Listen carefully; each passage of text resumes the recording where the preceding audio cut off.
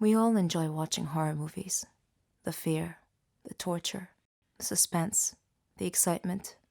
We have to watch them to the end to see if the evildoers get what they deserve. We love this kind of excitement from time to time. It interrupts our boring daily routine. We watch movies that excite and terrify, that stir our emotions, spark our imagination, present what-if situations. We imagine what we would do if faced with the same situation in real life. I never really thought that I would actually have to go through something like that, though. My name is Sola. I'm 14 years old. I live with my mom and my brother. My father left us long ago, and we don't know where he went or anything else about him. Mom lost hope and gave up trying to find him. She decided to raise us alone. My brother Carl and I were best friends. He trusted me with all his secrets. We didn't have any relatives, and very few people came to visit us.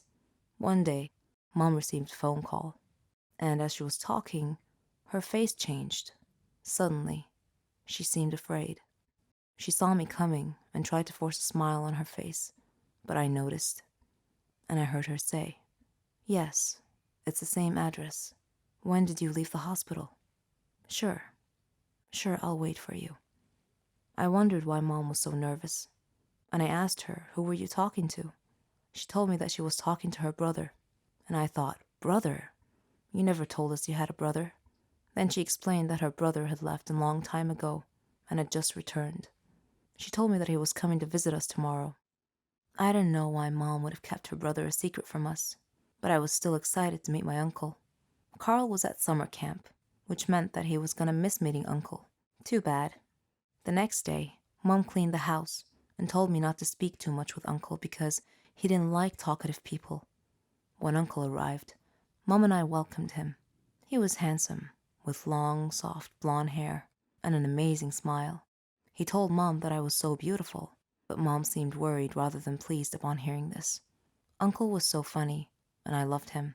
He told me a lot of stories about Italy and other places. After a short time, he had to leave. I didn't want him to go, but he insisted. He said that he would see me again soon. Mom seemed horrified. I looked at her and asked her what was wrong, but she didn't answer.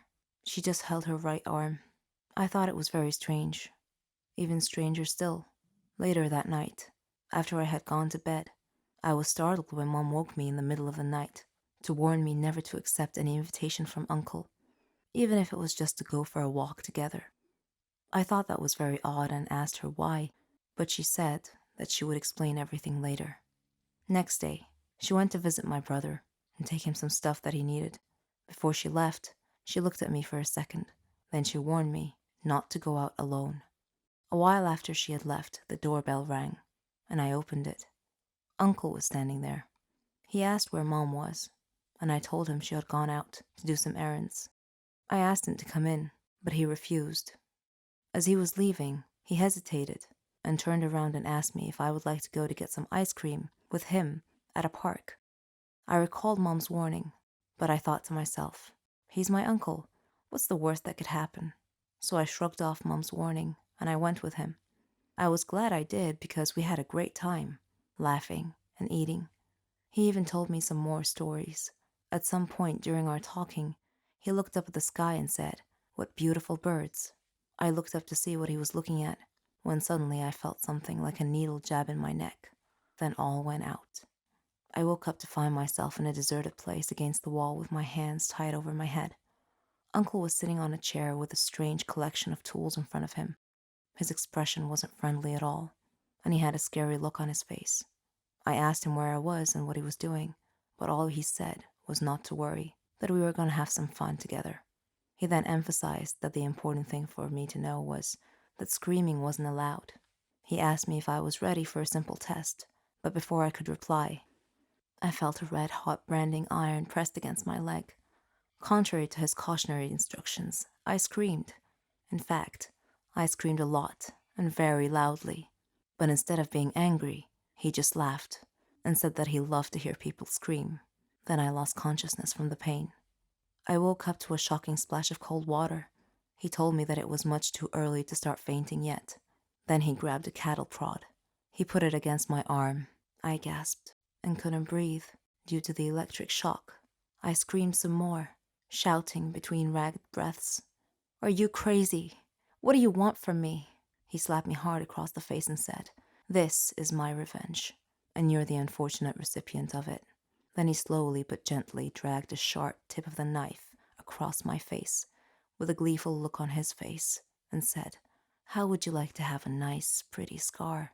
Then he stabbed my arm with his knife, and I screamed again, and again he laughed. He was ecstatic, and began jumping around like an excited monkey. I didn't know if it was day or night. All I knew was that every time I would pass out with pain, I would wake up to more torture, with a new tool for him to play with. How many days must I endure this madness, I thought. Despite my agony and suffering, I thought about Carl and Mom. Then, one day, he stood in front of me and began crying. He said that all of this was because of my mother. He told me that he had only been playing with Mom when he stabbed her in the arm, and that he had only meant to scare her a little, that she really shouldn't have summoned the police to have him arrested and committed to an asylum. He said he couldn't forgive her for that he can't trick or harm her again, so he decided to harm me instead. Then he smashed my knee with a hammer, and I lost consciousness again. When I woke up, he was gone. This was my chance to escape. But how? I tried pulling my hands out of the ropes. Though it chafed my skin painfully, I was able to free my hands. I was shocked to see how badly injured I was. I clumsily clambered up the ladder with my smashed kneecap, but found the door had a big lock on it. I retrieved his hammer and managed to smash open the lock. I found myself exiting an outside storm cellar that led up to a garden where an old car was parked. I hobbled out onto the nearby road and flagged the car. The driver stopped for me, and after seeing my desperate condition, he looked very concerned and asked me what had happened. I eased myself into his car and told him just to drive anywhere away from here. Then I would tell him everything. It was nighttime when he delivered me to my home. I knocked on the door, and Carl opened it. When he saw what a bleeding, tortured mess I was, he screamed and began wailing. He hugged me while I called for Mom. She woke up, came to me, saw my condition, and began crying profusely while hugging me tightly. I told them everything that had happened and apologized to Mom for not heeding her advice. I asked them how many days I'd been gone, and I was shocked to know that my horrific ordeal had lasted 90 days. We called the police, and I took them to the cellar I was held prisoner in, but Uncle was long gone. Now I know Mom's secret, why she was afraid when he called, why she held her arm in Uncle's presence, why she warned me not to go anywhere with him. If only she had told me why, things might have been different. I have lived in fear of everything since that day. Recently, I received a letter. It only made matters worse. It said, This isn't over yet, until we meet again. Mom and I had the sick feeling that he was still watching us, waiting for an opportunity to take his revenge. So we moved to a city far away to start a new anonymous life, to try and put this horrible experience behind us forever, even if it did haunt our every waking hour. I am Brenda's child, or at least I was, because my grandmother had died and my mother at some point in her life felt that drugs would be beneficial to her. I was put into foster care at the age of 2 and adopted at the age of 7. I have no real memory of Brenda, just her name and the last time I saw her. I was 7, and I had gone to a foster care agency for a visit. She brought me some strawberry candy. I remember my adoptive mother telling me to say thank you, and I did. Then Brenda got up and told me she would see me again. I went back to the agency a month later for a visit, and she never showed up. My mother was gone, and I was no longer her child. I was fully aware of being adopted because my adoptive parents, who I've lived with for the past 4 years, asked me how I would feel being their child, and I said I had no problem with it. So they adopted me and my biological sister at the same time. I can remember that when I got adopted, I was happy, but at the same time sad. I was happy because I had a family, a nice warm bed to sleep in every night, plenty of food to eat, and a place to run around. I was sad because I never got to say goodbye to Brenda, and the last time I saw her, I didn't take in what she looked like. I was sad because she never showed up to me again.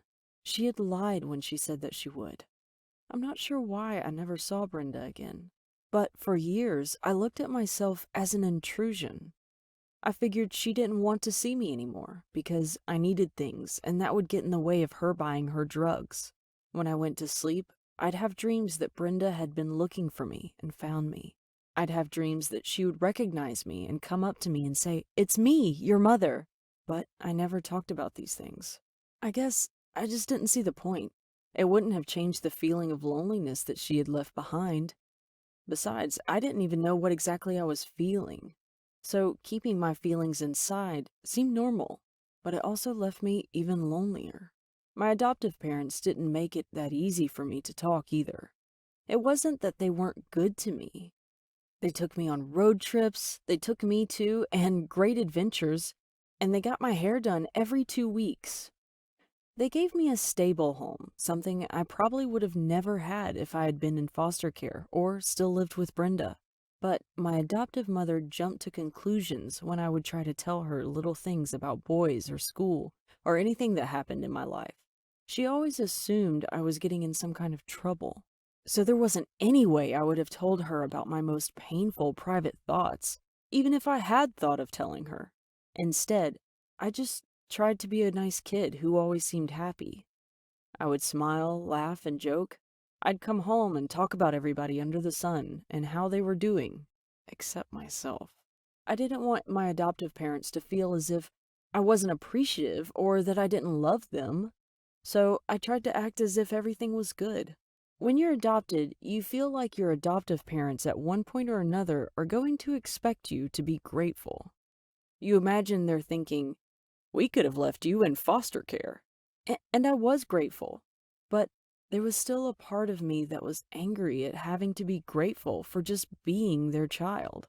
There was a part of me that didn't trust their love, a part that said, "What makes you love me when my real mother didn't love me? What's so real about your love?" When I was angry, I expressed my pain by either writing or acting out, or sometimes both.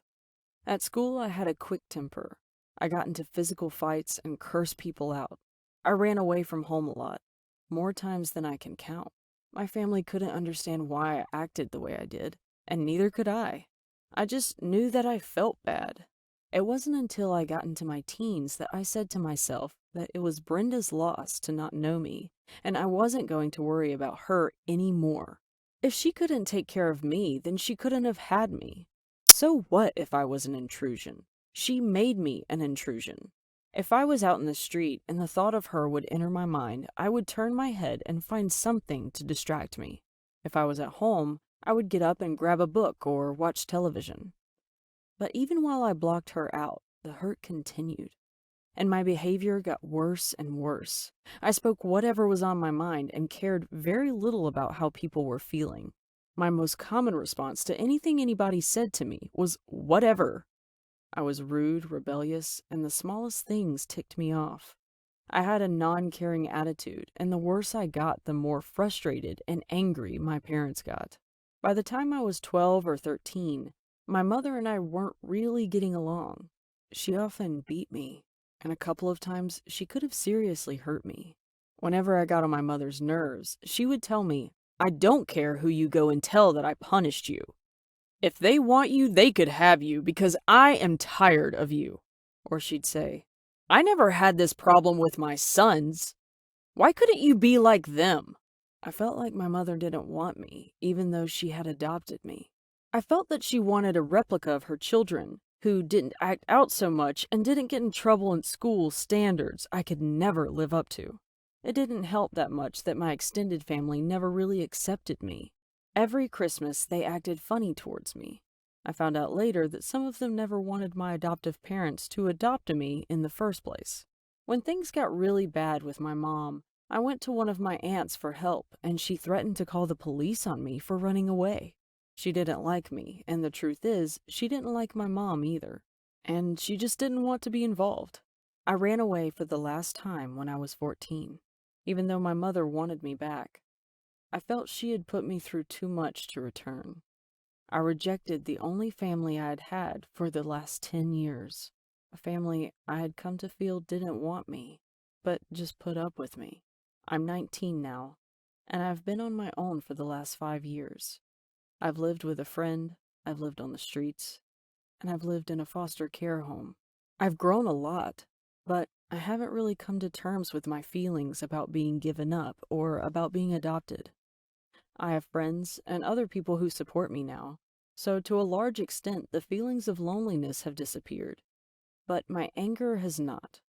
Instead of blocking it out, I talked to my boyfriend about it and tried to make sense of it all. Maybe one day I will forgive and forget, but right now I feel like the only true family I will ever have is the one that I will one day start. I do have some contact with my adoptive mother. Sometimes I talk to her when I call my sister, who still lives with them. My mother wrote me a letter apologizing for the past, and she has even asked if she could come to my college graduation. I'm thinking about it, but I'm not sure I can forgive her yet for all the things she said and did to me that really hurt. I don't think I will ever forgive my extended adoptive family. They weren't there for me and my mother when we were having troubles. They didn't stick by me. They made me feel like they never wanted me. To this day, I carry around with me this feeling of not belonging and this feeling of wanting to belong. When I was younger, I was able to block the memory of Brenda out of my mind. But now it's not so easy. I look into the mirror and I want to know who I look like. If the children I intend to have one day ask, "Mommy, what was she like, your real mother?"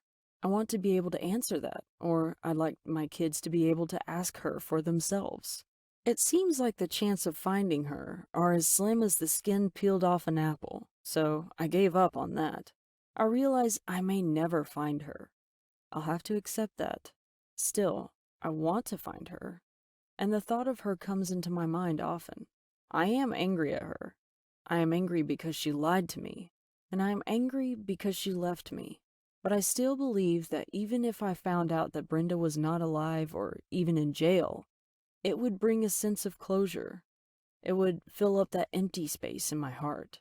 Do you guys think I should keep looking for her? Or is it too late?